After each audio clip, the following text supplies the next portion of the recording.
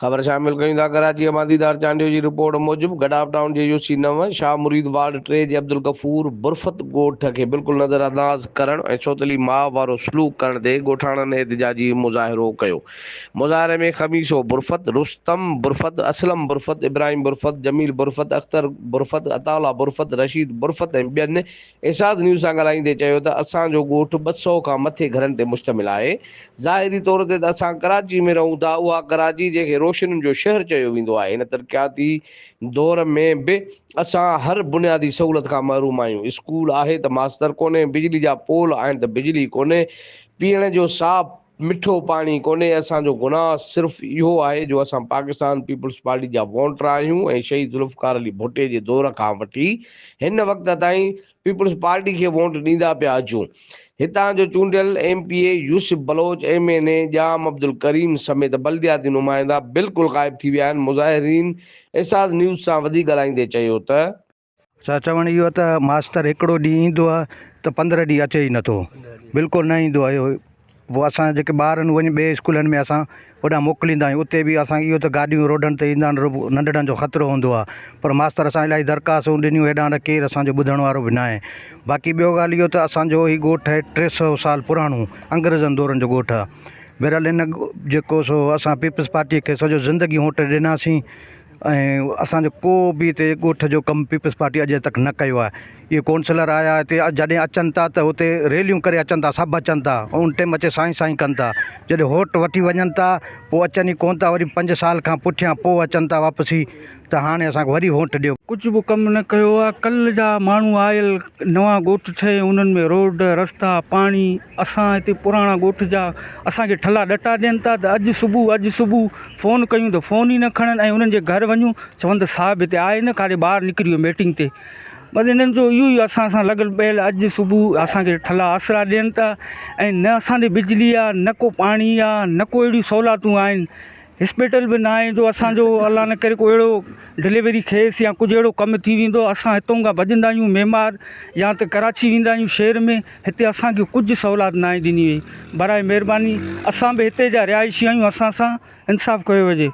ॻोठु अब्दुल गफूर बुरफत मतिलबु क़दीमी ॻोठु आहे, पर हर सहूलियत खां महरूम आहे।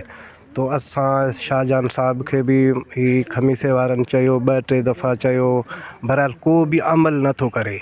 असां आला अमलदारनि खे अपील करियूं था त बराए महिरबानी असांजे ॻोठ खे नज़रअंदाज़ न कयो वञे, असांखे कुझु सहूलियतूं ॾिनियूं वञनि। कंहिं बि सहूलियत खां असां महिरूम आहियूं।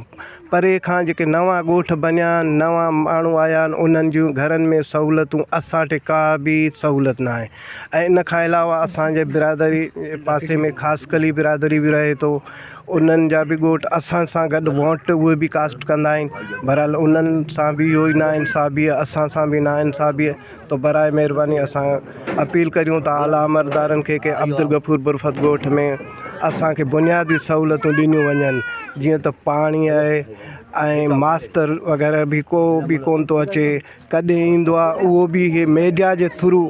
असां कल्ह 2 ॾींहं कुझु मीडिया ते ॾिनो आहे त हिकिड़ो मास्तर अचे थो, उहो बि महीनो 2 महीना 3 महीने खां पोइ हिकिड़ो दफ़ा ईंदो आहे, उहो बि पंहिंजी हाज़िरी लॻाए हलियो वेंदो आहे। इन हिते न को मास्तर आहे, न को ॿियो हिकिड़ो ॾींहुं ईंदो आहे, 15 ॾींहं न ईंदो आहे। ॾिसो असां हितां वञूं था होॾां पैदल, हितां खां गाॾियूं गुज़रनि थियूं, इलाही हालात ख़राबु आहिनि। असांखे इलाही चकर गाॾी इलाही चकर असांखां विया आहिनि, बिल्कुलु पासे खां था वञनि, असांखे डपा असांखे हणी वेंदा धक बक। इहो सभु गवर्नमेंट खे चओ असांजे हिते मास्तर घुराए वञे।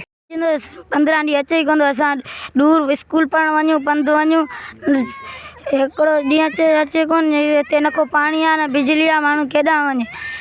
हिते असांखे रोड ते वञूं था, असां अकेला डिॼूं था, केरु खणी वणी वञे त कंहिं ते भरोसो आहे। हिते जा माण्हू गाॾियूं टकराए वञनि छा। असांखे सहूलियत ॾेई वञे, असांखे उस्ताद खपे थो।